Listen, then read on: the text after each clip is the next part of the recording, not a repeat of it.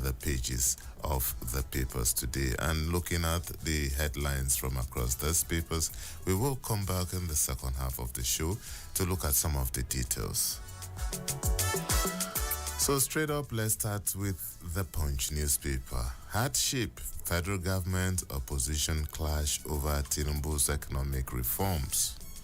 That's the lead story on the front page of the Punch newspaper. And northern governors deploy vigilantes as Northwest tops 2.2 trillion naira ransom.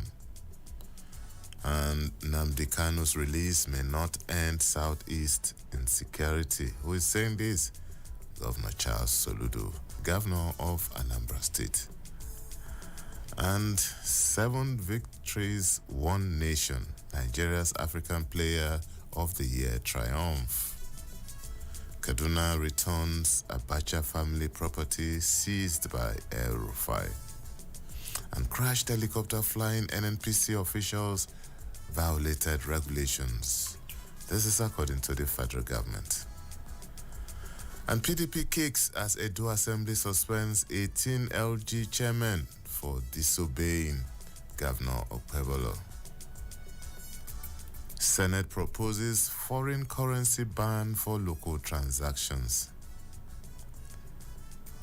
Government officials, contractors to fly only Nigerian airline.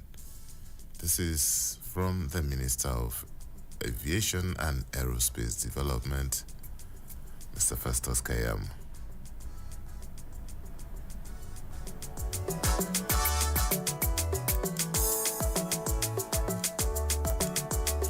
All right, we move on to the Tribune newspaper. Senate moves to prohibit use of foreign currencies in Nigeria.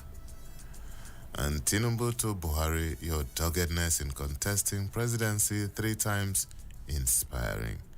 And the former president celebrated his birthday yesterday. And tax reform bills, federal government should not tamper with TED fund. ASU.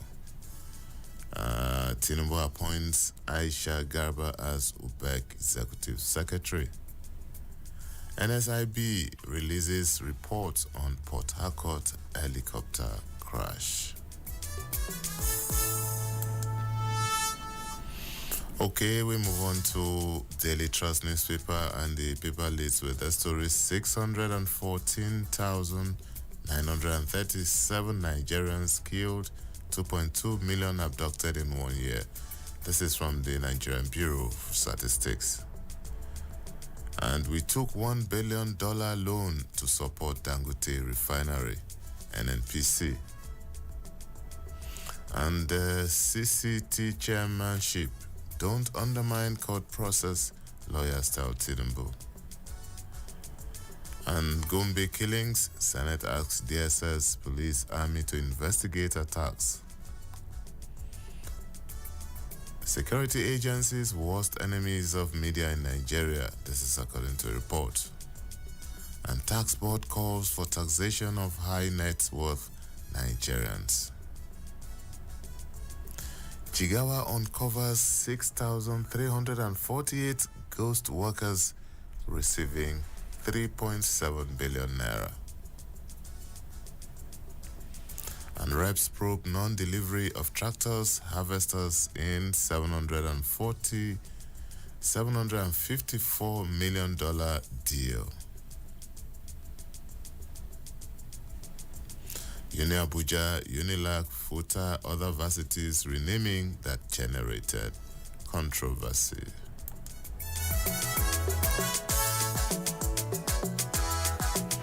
The Leadership newspaper is next now. ECOWAS launches single currency in 2027. From Leadership, we move on to This Day newspaper.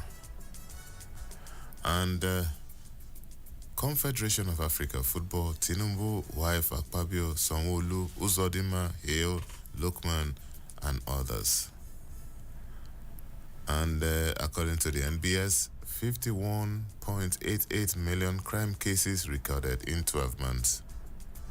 2.23 trillion naira ransom paid. And Senate passes bill on new minimum capital requirement for insurance firms. And tractor scandal, House launches investigation into failed presidential initiative. And federal government, African Development Bank push for fair, non-biased credit ratings for African countries.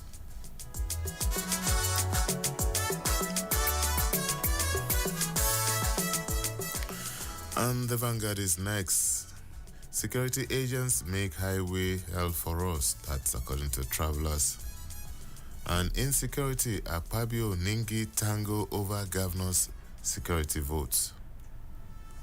And bill on prohibition of foreign currency use in Nigeria scales first reading in Senate. Like prodigal son, Governor Oti will return to APC. Festus Keyamo. Okay. I'm sure this is not the last we hear of this.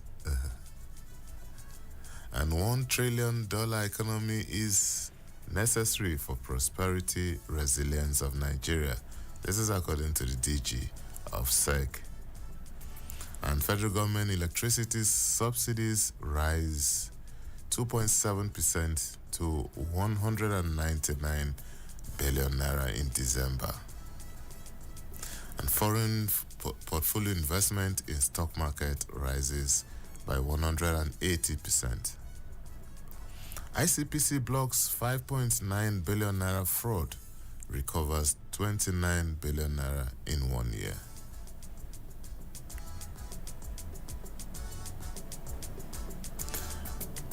Why we are not making progress as a race? The area of Yoruba land, Gani Adams. Okay. Edo Assembly suspends LG chairman, vice chairman. PDP rejects action.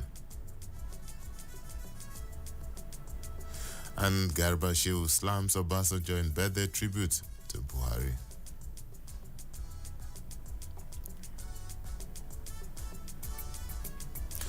And Pope escaped 2 assassination attempts in Iraq.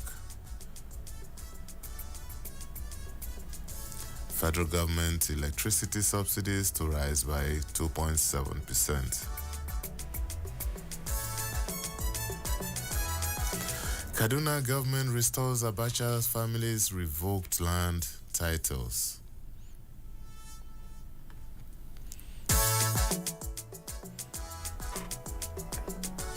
All right, we move on to the Nation newspaper, and the First Lady initiative lifts 9,500 elderly citizens with 1.9 billion naira.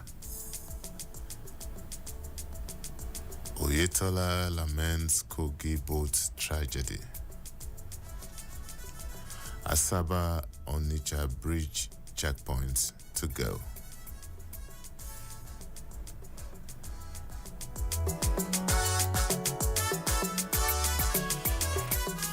We move on to the Guardian newspaper now, and the latest story here: Nigerians pay 2.2 trillion naira ransom in 51.9 million crime cases. Resorts to self-help. And report indict police, military, others as prime antagonists of media in Nigeria. As Senate passes 2024 Nigerian Insurance Industry Reform Bill. And 40 million adults still excluded as financial inclusion hits 64%. How ICPC stopped diversion of 5.8 billion naira by MDAs and recovered 29.7 billion naira asset. APC chides Adeleke over 2018 Guba poll claims, warns against rubbishing judiciary. An Arms Control Center seeks review of 1959 Firearms Act. And NSIB releases preliminary report on Atlantic Ocean air crash.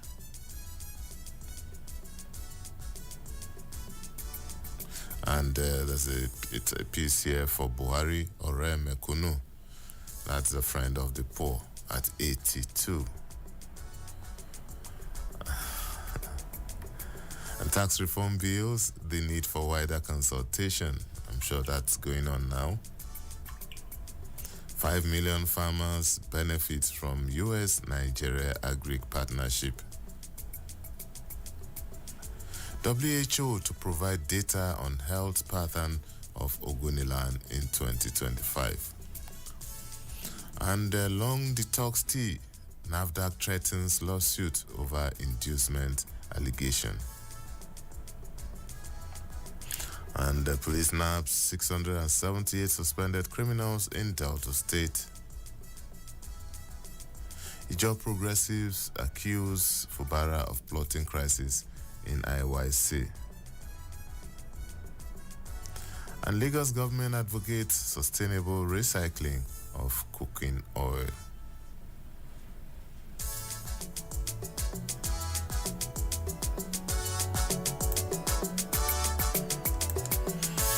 All right, we move on to the Sun newspaper now, and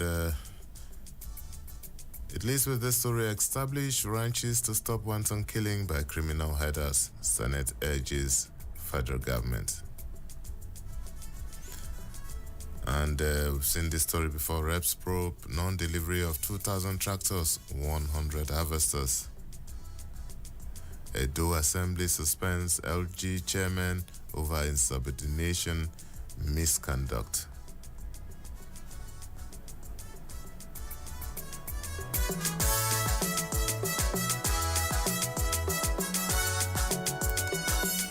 All right, we'll move on to penpushing.com.ng.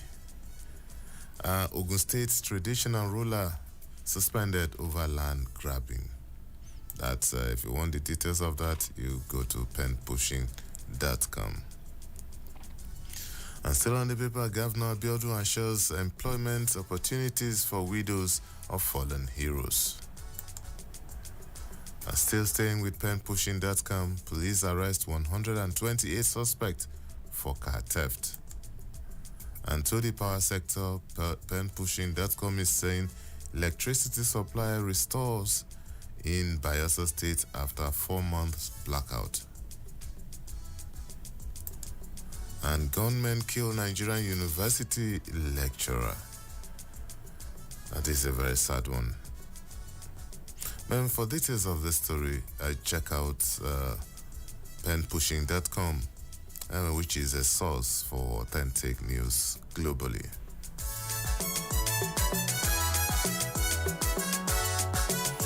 All right, we'll take a short break now. When we return, our analyst is on standby to help us navigate some of those very interesting stories that we've heard and look at some of the details during the second half of the show. Please don't go away. The program will return in a moment.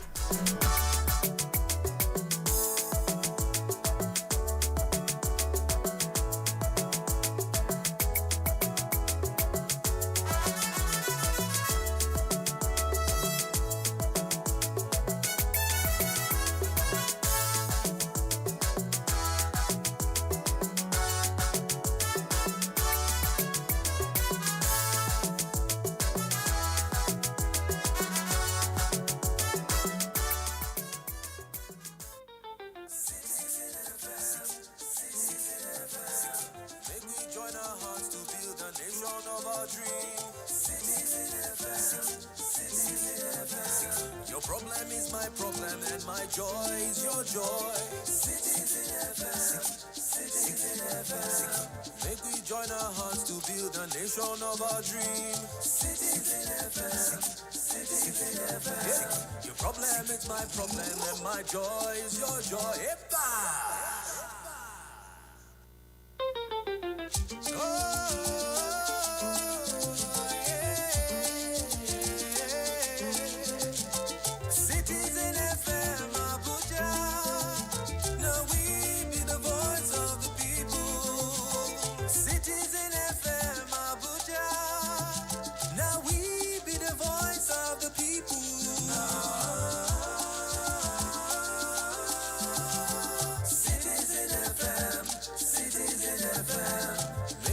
join our hands to build a nation of our dream. Citizen FM, Citizen FM. Your problem is my problem and my joy is your joy. Citizen FM, Citizen FM. Make we join our hands to build a nation of our dream. Citizen FM, Citizen FM. Yeah. Your problem is my problem and my joy is your joy. Citizen FM, Citizen FM. Shiki, shiki, Citizen FM, Citizen FM.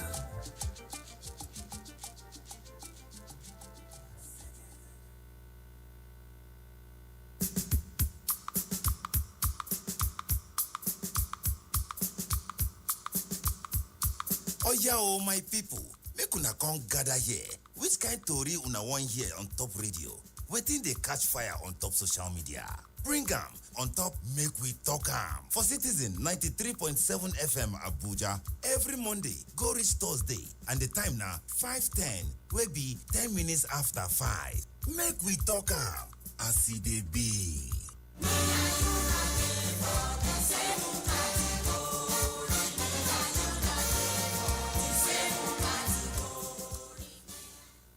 The Renewed Hope Agenda for Nigeria is the brainchild of President Asiwaju Bola Ahmed Tinubu's administration. It is geared towards renewing the hopes of Nigerians for a better future through its policies, projects, and programs that are aimed towards lifting the GDP and economic growth of the nation by improving standard of living of the average Nigerian. The Renewed Hope Agenda Radio is poised to promote all of the above while enlightening Nigerians as well. Join us every Tuesday afternoon, 2 p.m. on Citizen FM Radio, 93.7, Labor House, Central Business District, Abuja. Renewed Hope Agenda Radio on 93.7 FM. The future starts today. We believe in this nation, and we know we'll get there. We'll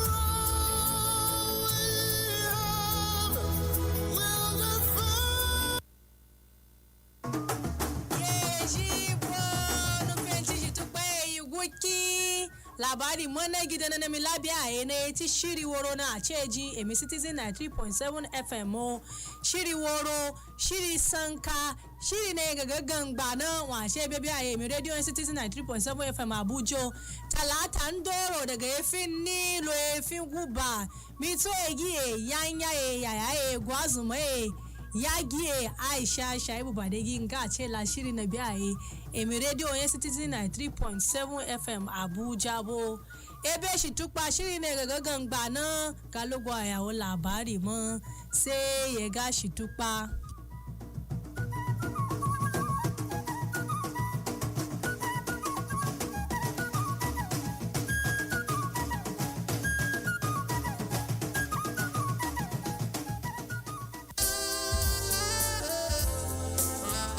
The issues. Everybody respected that because it was coming from the president. Theory behind it, the way the people took the battle in their hands. Some civil servant retired without a roof over his head. The cause. If we cannot trust you, then you cannot take the ticket of this country. Hussein cannot be divulged from those who cause the crime. Honestly. The passion. You must have national spread. So where is it? Why are you so concerned about that? He said money was. I never. No. The platform is always the same. Insight on Citizen FM 93.7. The source is constant. My name is Lawrence Umoite. There is always an opportunity. Tomorrow, Insight returns with another interesting. Insight with Lawrence Umoite on Citizen 93.7 FM Abuja. Be part of the experience.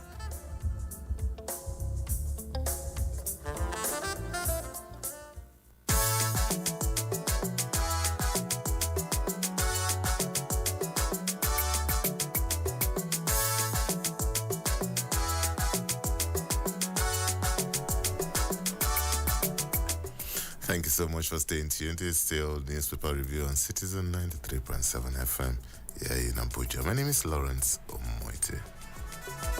Yes, this is the second half of the show, and this is the part where we look at some of the stories in details. And who is to help us do this? The Grandmaster himself, Mr. Salmon Salami. Good morning, sir. Very good morning to you, Lawrence Umoiti. And Mr. Salami is the Chief Operating Officer, Citizen 93.7 FM. And we are going to deploy his wealth of experience in navigating this very interesting landmine of stories across the papers today. Mr. Salami, with his wealth of experience, is going to help us also rely on his experience as a consummate reporter on the field, a political reporter, and an analyst to the core. Once again, welcome, sir. I hope this doesn't come with a cost. Of course, it does. It does, you know. PR Guru.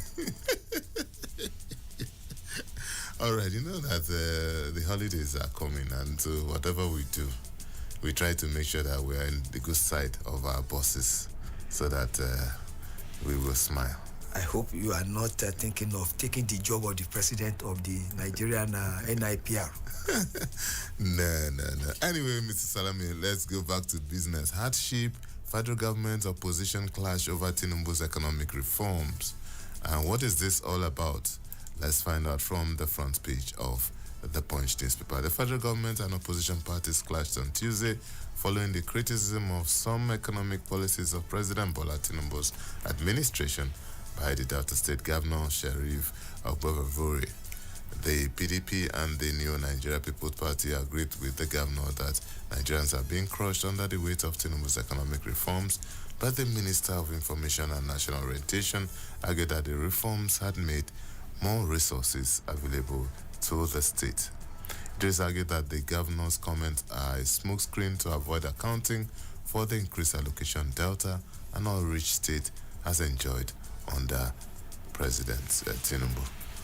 Well, I want to make it clear here that there is no doubt in the fact that the economic policies of this administration has impacted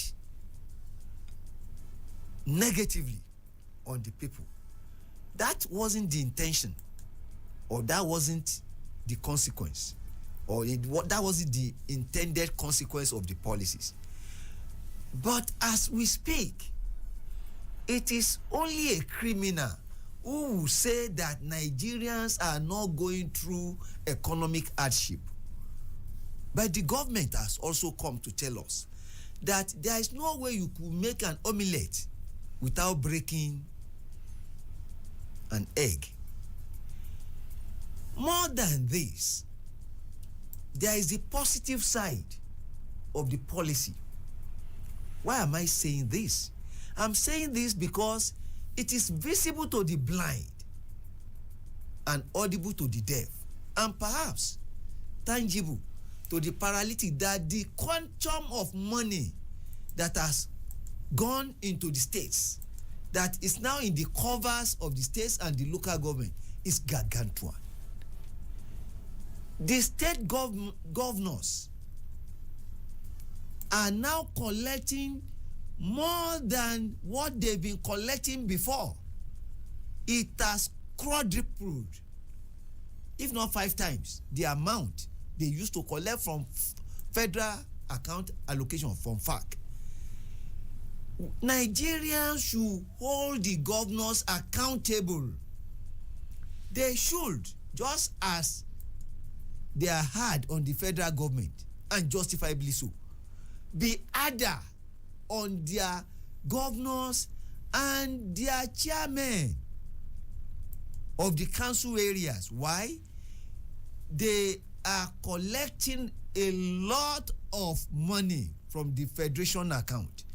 The question is this: what are you doing with our money? It is your money, it is not their money. If they build a gutter in your area, they have not done you a favor.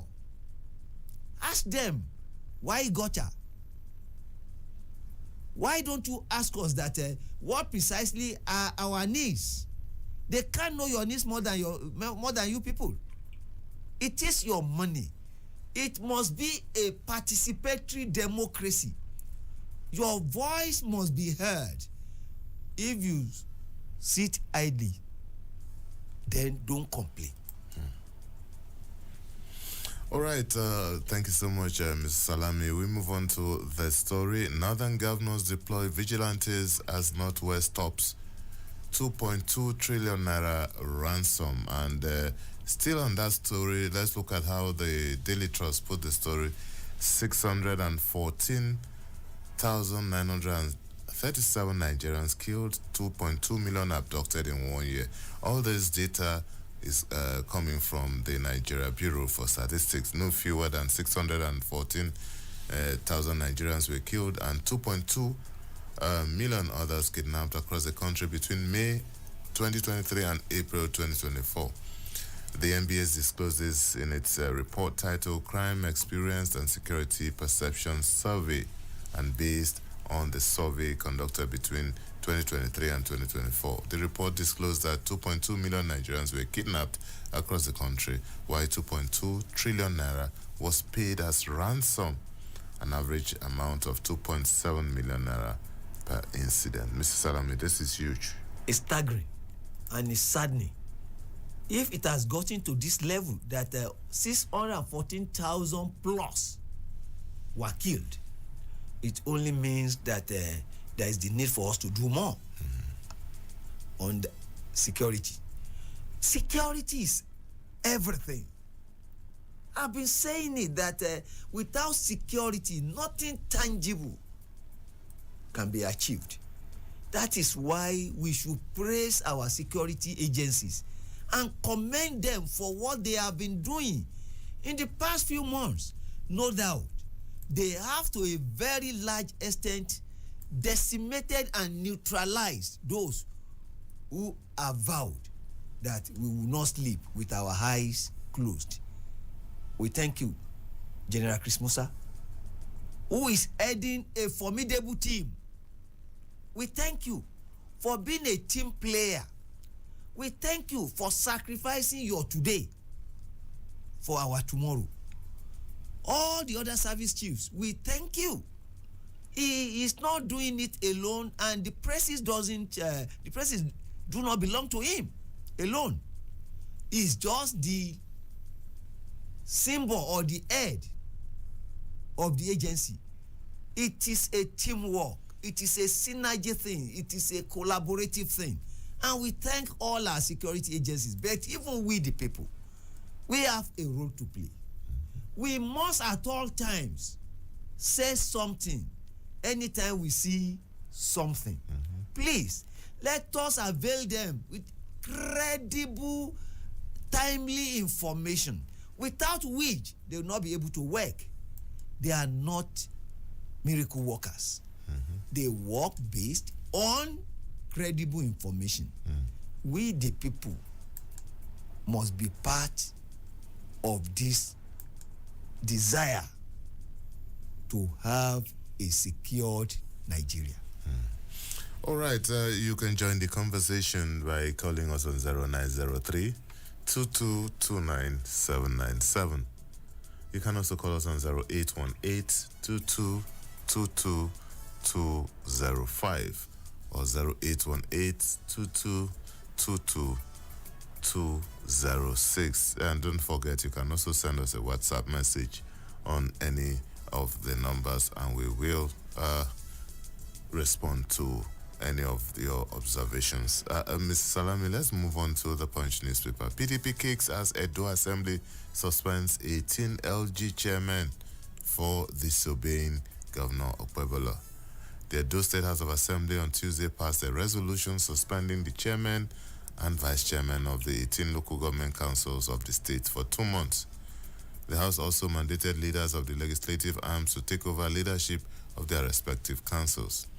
The suspension of the council chairman and their deputies was sequel to a motion moved by the member representing Eson North East 1 and seconded by the member representing Akoko Edo.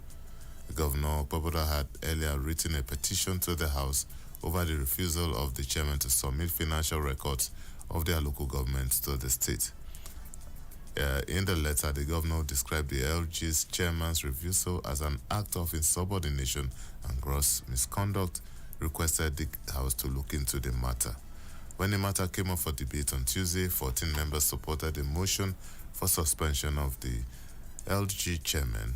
6 members were opposed to the motion, while 3 members maintained neutrality. Mr. Salami. Lawrence, I see epic litigation coming. Let me ask some few questions. One, are the governors accountable to Mr. President? Question 1.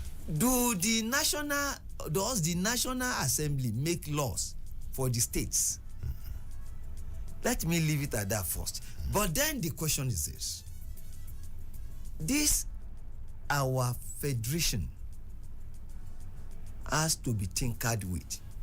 The Constitution recognizes 3 tiers of government. The federal, the state, and the local government. Clearly, it only means that they are not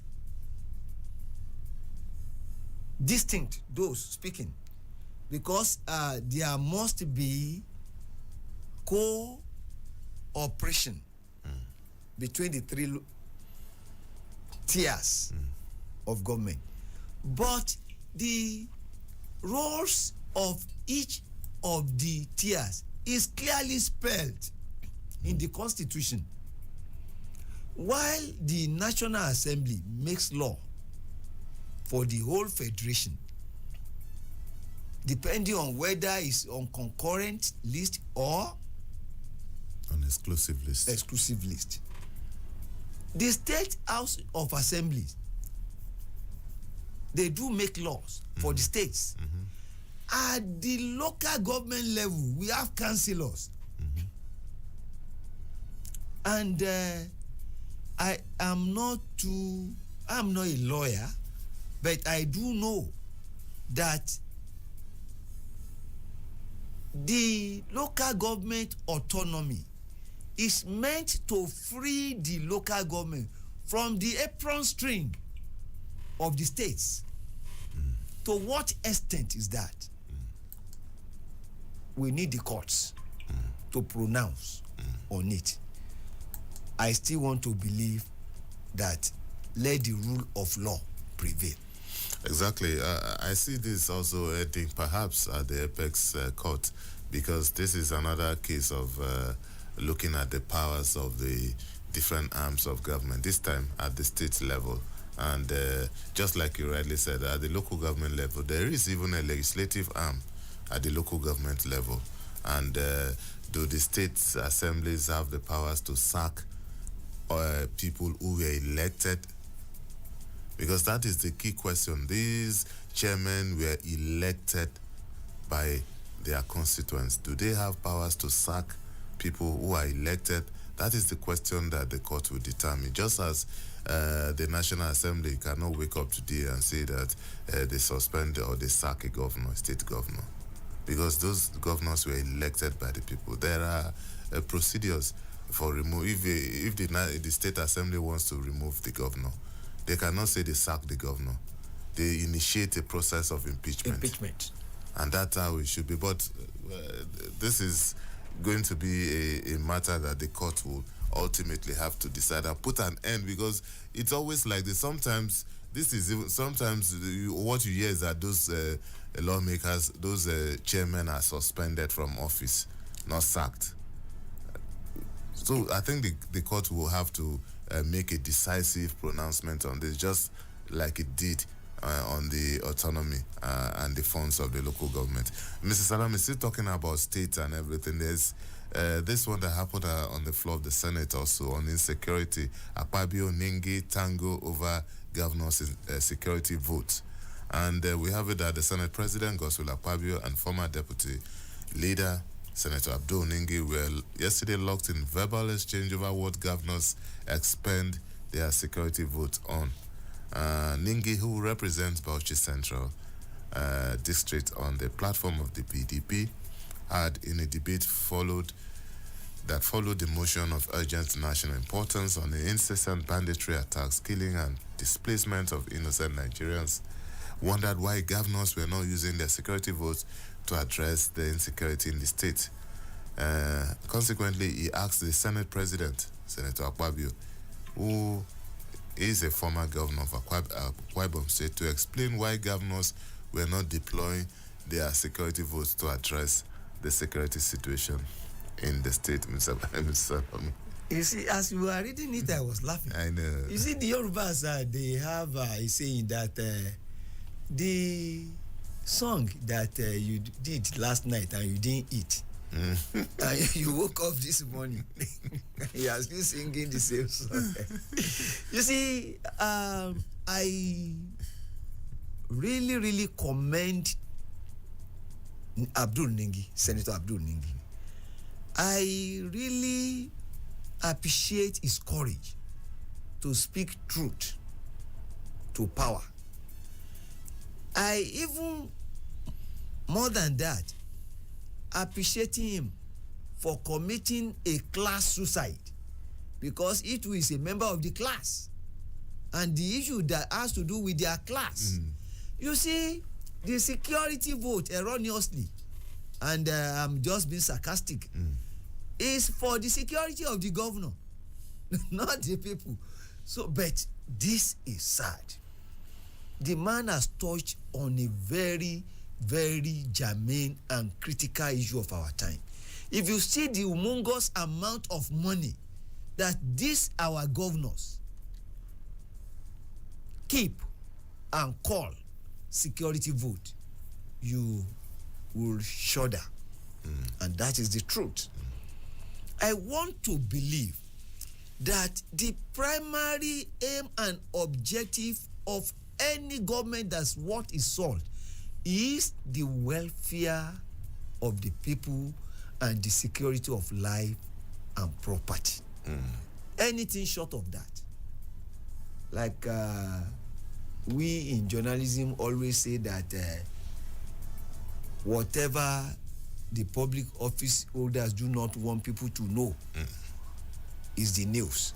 Any other thing is PR. The major or critical objective of any government is the preservation of life and the welfare, the security of life rather, and the welfare and well-being of the people. We can break it down. But I want to believe that they have been abusing this security vote of 18 for a long time. And the saddest aspect of it is that they don't account for it. It is like a slush fund. And I do not think it is proper. It is not proper. And I still very much believe that there is the need for our chief executives at the state level to deploy some of this money to combating insecurity. Mr. Salami, is it, when we talk about the insecurity at the state level, I always try to be a little bit careful because, number one, the governors are not directly responsible for the operations of security, especially when it comes to the army and the police.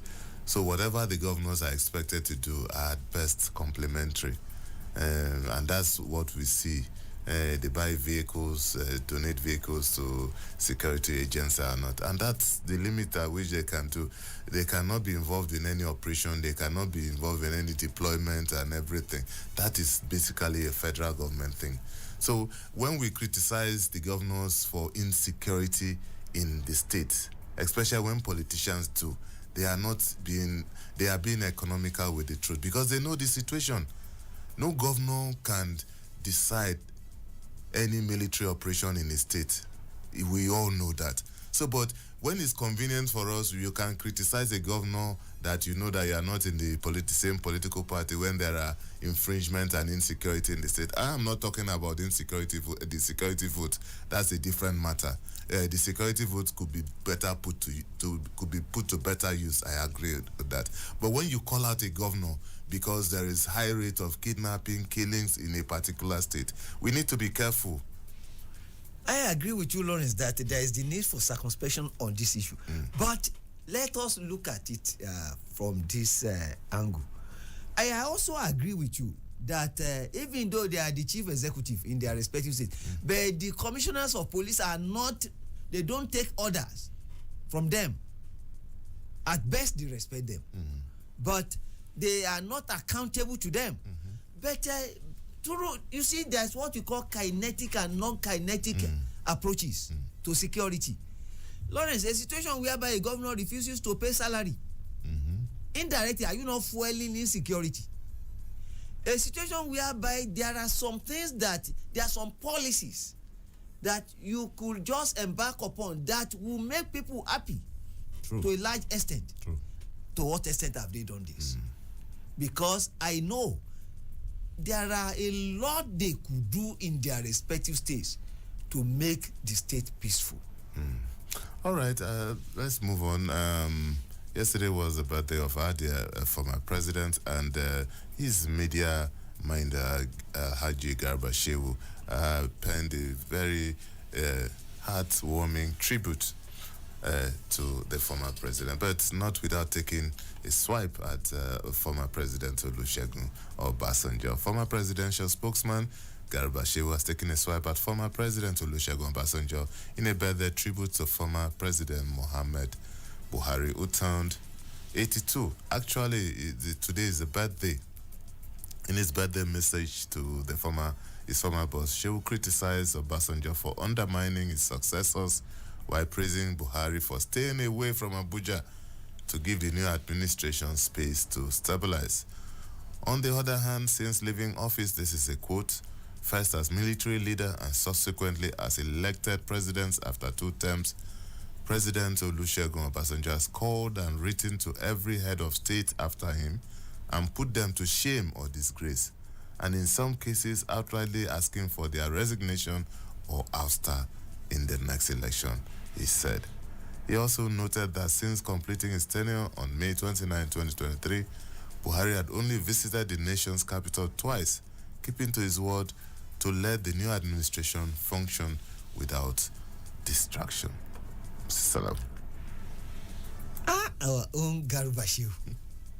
Well, I want to believe that. Let me first congratulate former President Muhammadu Buhari for reaching the milestone. By all standards, 82 years on this terrestrial plane called Earth is not my mind.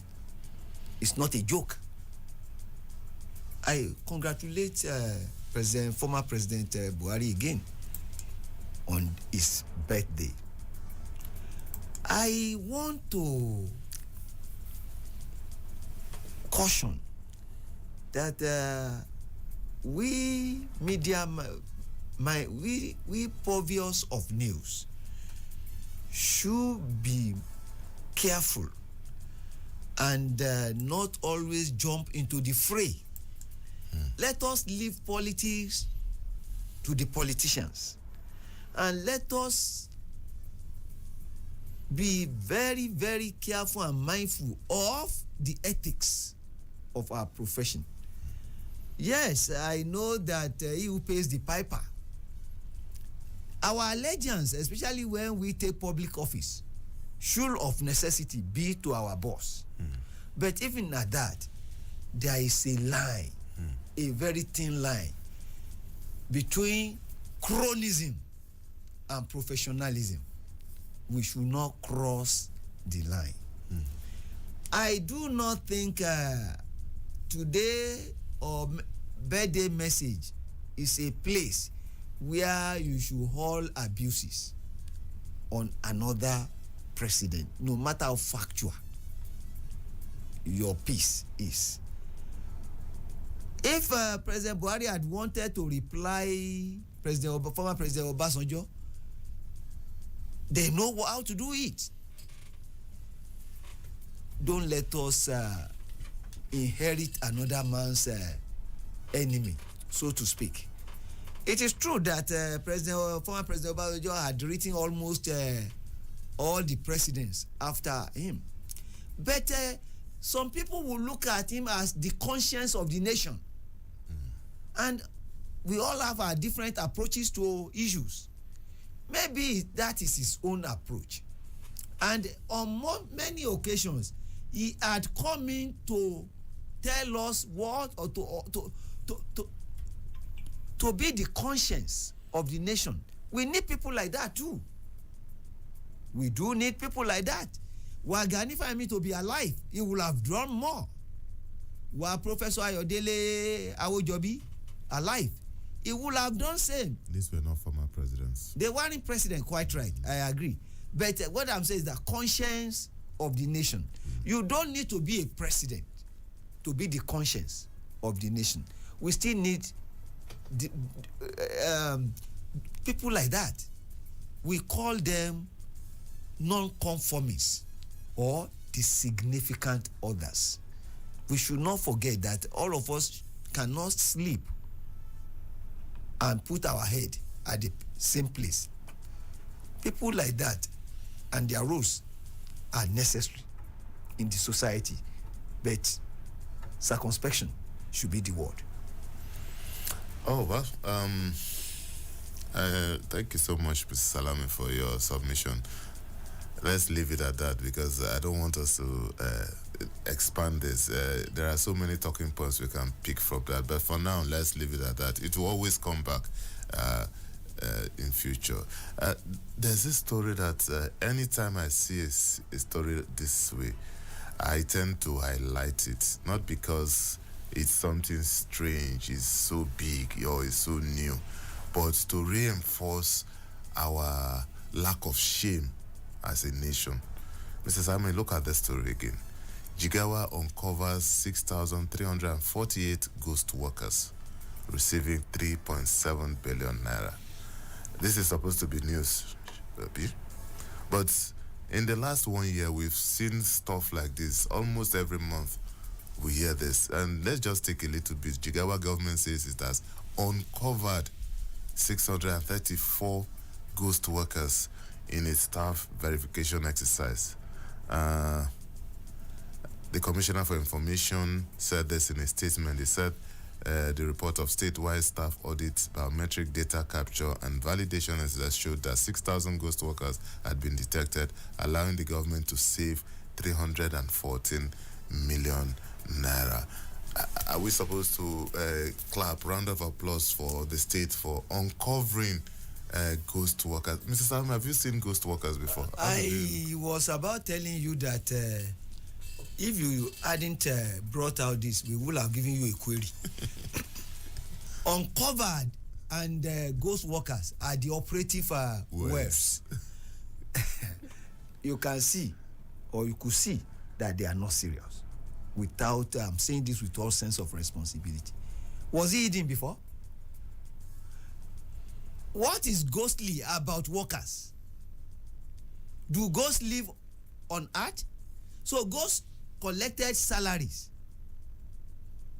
In actual fact, they are not serious. And I think there should be consequence. I've been talking about impunity and rewarding bad behavior until we decide as a nation. Sorry, Mr. Saran, let's take this call. Hello, good morning. Hello, good morning. Okay, continue. I think we lost him.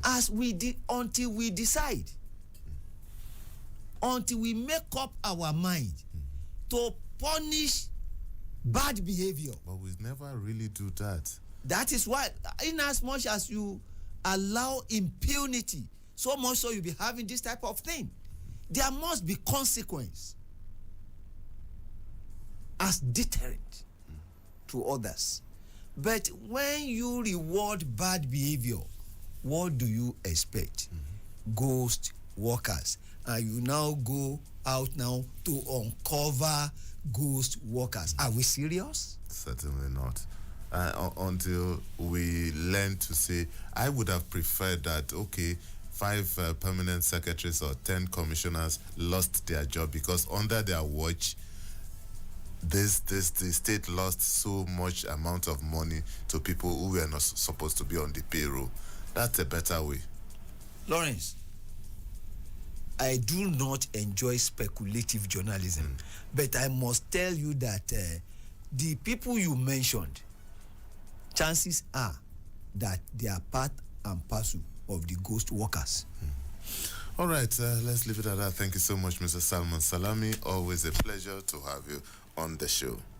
Thank you very much. It's my pleasure being here. All right, that's our package on newspaper review on Citizen 93.7 FM here in Abuja. My name is Lawrence Maite. Enjoy the rest of your day.